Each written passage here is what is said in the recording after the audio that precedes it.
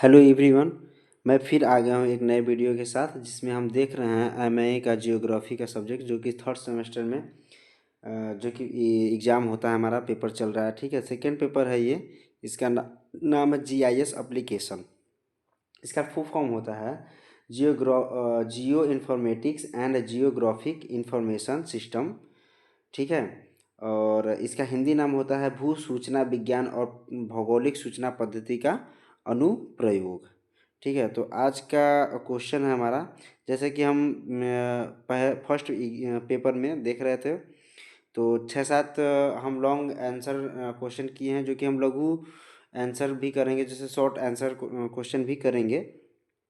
लेकिन अभी हम लॉन्ग लॉन्ग आंसर कर लेते हैं कि इससे हमारा थोड़ा सिलेबस कवर हो जाएगा और हमारा शॉर्ट क्वेश्चन भी इसमें से ही मैक्सिमम आते हैं। तो हम शॉर्ट क्वेश्चन का एक दिन वीडियो रख लेंगे जो कि हमारा पेपर के ऊपर रहेगा। तो अभी हम लॉन्ग देख लेते हैं आंसर। ठीक है, तो क्वेश्चन नंबर 1 है, भू सूचना से क्या अभिप्राय है, इसका अर्थ क्षेत्र व विकास का विवेचना कीजिए। तो इसका हम आंसर देखेंगे। तो जैसे कि हम पिछला जो पेपर था उसका अलग अलग एक एक वीडियो में हम देखते जा रहे थे क्वेश्चन और आंसर, इसी तरह इसमें भी हम देखेंगे। ठीक है, तो पहला है जो कि हमारा भू सूचक से क्या अभिप्राय है, तो इसके बारे में हम आज देख लेते हैं। ठीक है, तो भू सूचक यानी कि इंफॉर्मेटिक्स क्या होता है। ठीक, तो भू सूचक यह वह विषय है जो धरातलीय आंकड़ों के संचालन के सभी पहलुओं से संबंधित रखता है। भूसूचक को निम्न प्रकार से परिभाषित किया गया है, धरातलीय सूचनाओं को संचालित करने वाले अलग अलग विषयों के एकीकरण को भूसूचक कहते हैं। Geoinformatics is the integration of different discipline dealing with spectral on formation.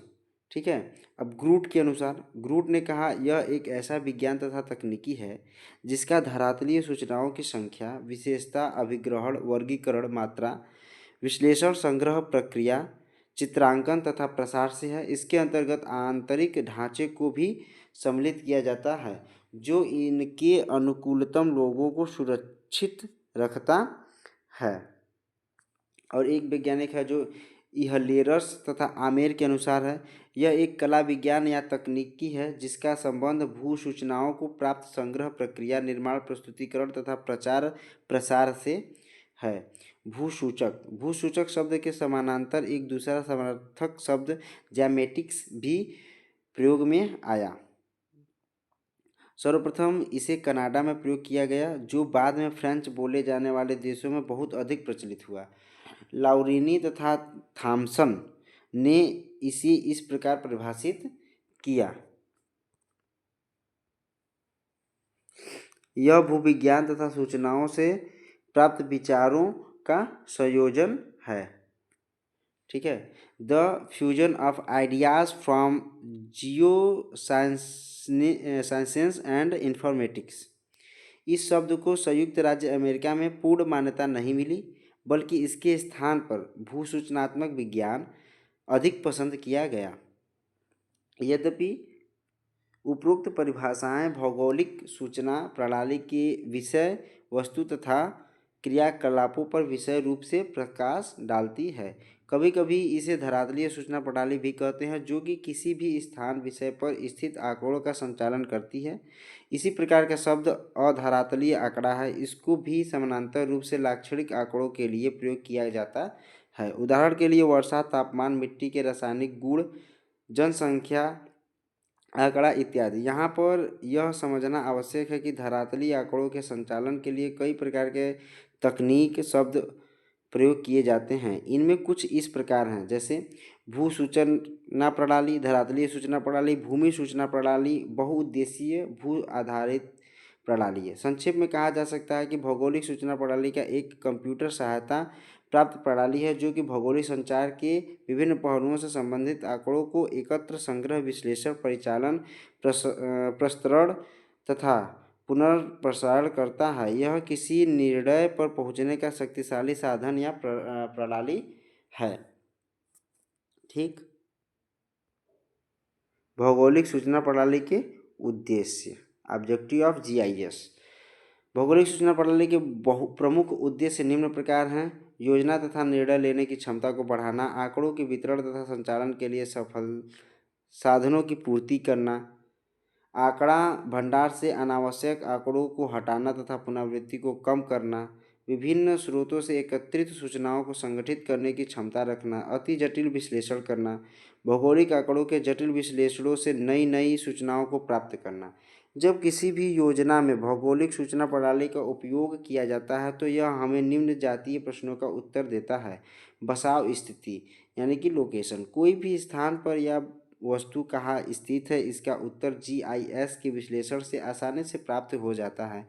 चूँकि जीआईएस में उपयोग किए गए आंकड़े भौगोलिक रूप से संदर्भित होते हैं, इसलिए किसी भी लक्ष्य की उपयुक्त बसाव स्थिति का ज्ञान इसके द्वारा किया जा सकता है।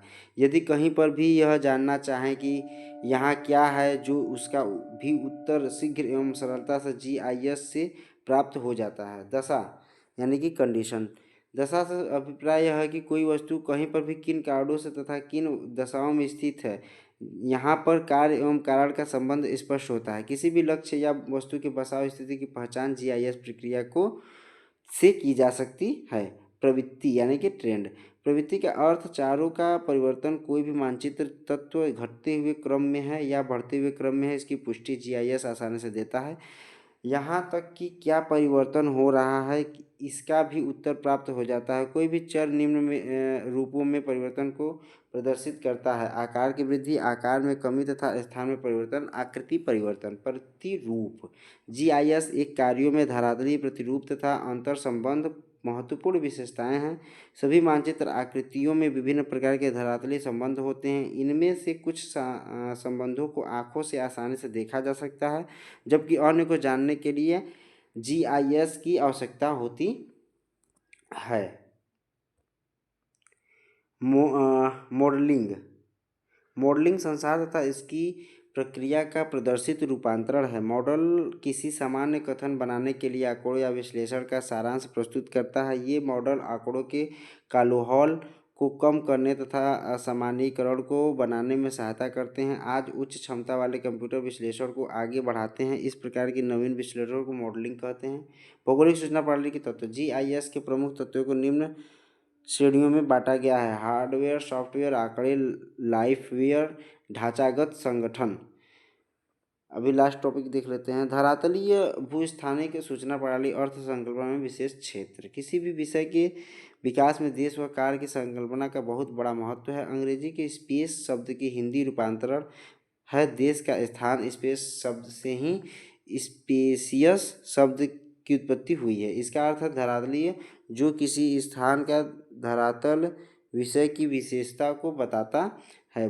भूगोल में धरातलीय शब्द से अभिप्राय ऐसे स्थान विशेष से है जो कि किसी क्षेत्रफल में फैला हुआ है। यह किसी धरातल अथवा स्थान विषय विशेष की त्रिआयामी स्वरूप को दर्शाता है। भौगोलिक अध्ययनों में स्थान की संकल्पना को किसी स्थान या देश के परिक्षेप्य में लिया गया है। यही कारण है कि भूगोल को धरातलीय विज्ञान कहा गया है। यह संकल्पना किसी स्थान विहीन की अवधारणा को समाप्त करती है। धरातलीय शब्द कहीं विशेषताओं को लिए हुए होता है, जैसे कि यह सीमाओं के अंतर्गत किसी निश्चित क्षेत्रफल पर फैला हुआ होता है तथा जिसमें कार्य और कारण में निकट का संबंध होता है। देश का स्थान को कई इकाइयों में बांटा जा सकता है। प्रत्येक इकाई में प्रक्रियाओं द्वारा क्रियाकलापों किए जाते हैं, जिसमें एक दूसरे के स्थान कार्यात्मक संबंध होते हैं। प्रक्रियाएं चाहे प्राकृतिक या सांस्कृतिक हों, उनमें कार्यात्मक संबंध होते हैं। इसका संचरण